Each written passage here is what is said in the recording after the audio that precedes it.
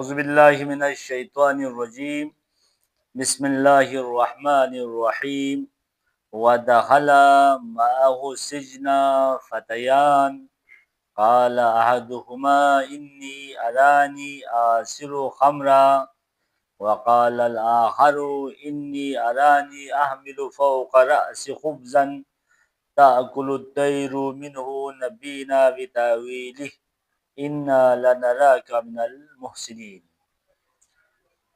سامعین کرام السلام علیکم۔ سورہ یوسف احمد غزالی رحمۃ اللہ علیہ آج آپ کی محضر میں ہم نے جو آیہ کریمہ لے کے آئے ہیں وہ ہے زندان مصر۔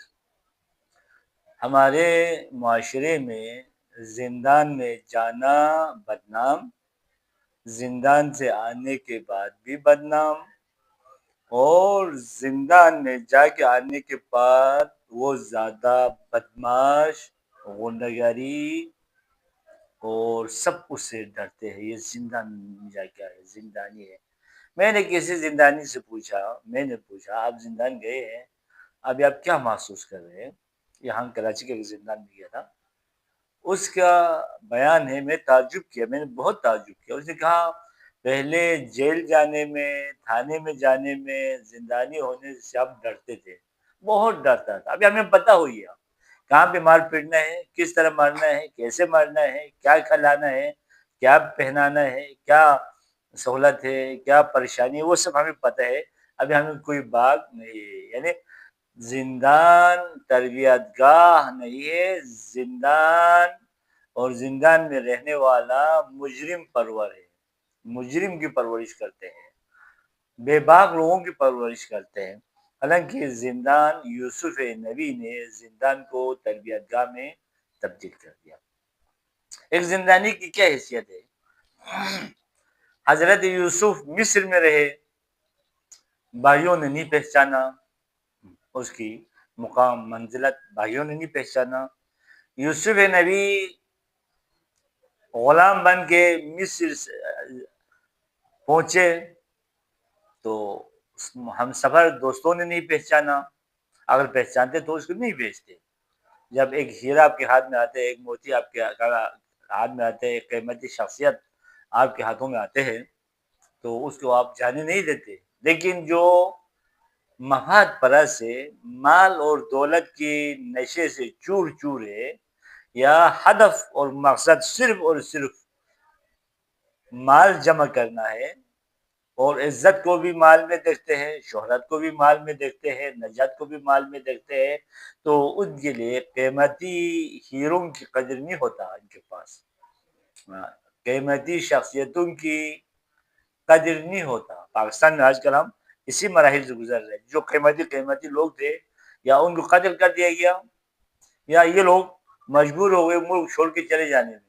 بڑے بڑے اسکالر، بڑے بڑے ڈاکٹرز، بڑے بڑے انجینئر، حتیٰ افواج پاکستان کے جو پنشن آئے ہوئے بڑے بڑے دماغ والے آفیسرز بھی یہاں سے چلے گئے۔ تو زندان میں یوسف مصر کے زندان میں پہنچا، وہاں یوسف کو معرفت شناس لوگ ملا، وہ یوسف کی قدر قیمت کو جانتا بھی ہے، یوسف علیہ السلام کی باتوں پر اعتماد بھی ہے، یوسف علیہ السلام کو اپنے سے مافوق ایک بندہ سمجھتے ہیں، جو اخلاق کا بھی مجسمہ ہے، ایمان بھی ہے، ادب بھی، اخلاق بھی۔ یہ زلیخا نے نہیں پہچانا، نہ زلیخا نے پہچانا، نہ محبت والوں نے پہچانا۔ کیوں نہیں پہچانا؟ اس لیے زلیخا کی مفاد، زلیخا کی خواہشات سطحی تھی، سفلی تھی، خاکی تھی، وہ اسی کو سب کچھ سمجھتے تھے۔ محبت والوں نے اس لیے نہیں پہچانا، ان کی مفادات کا ٹکراؤ تھا۔ وہ ایک خیالی وہمی خداؤں کو اصلی خدا بنا کر لوگوں سے مالیات جمع کرتے تھے، ان کی غذا کا بھی بندوبست ہوتا تھا، ان کی گھر کی چولہے بھی جلتے تھے، معاشرے میں بھی ان کو حیثیت تھا، ایک روحانی کے طور پر، ایک واسطے کے طور پر۔ تو ان دونوں نے نہیں پہچانا، زندان میں پہچان لیا۔ یوسف کی تربیت کی مرکز بن گیا زندان، زندانیوں کو یوسف نے تربیت دیا۔ آج پہلا ہمارے بیان دے دیکھو، وَدَخَلَ مَعَهُ سِجْنَ فَتَيَانِ، اور دوسری بات اس آیے مبارکہ سے یہ پتہ چل جاتا ہے، یہ جس زندان میں آج کل وہ فیس بک پہ بھی ہے، سب پہ زندان زاویے کی پتہ نہیں، ابھی بھی وہ زندان ہے، باقی ہے اور عبرت کی نشان ہے۔ دیکھو نبی جہاں زندان میں رہے وہ زندان ہدایت والوں کے لیے مقام عبرت قرار دیا۔ دیکھو یوسف اس زندان میں رہے، ہم زیارت کے لیے جاتے یوسف کی زندان کو دیکھنے کے لیے، ہمارے نبی اللہ کے خلیفہ زندان میں رہے۔ تو وہ زندان جس میں یوسف کو رکھا گیا تھا وہ خاص قسم کی لوگوں کو رکھا جاتا تھا۔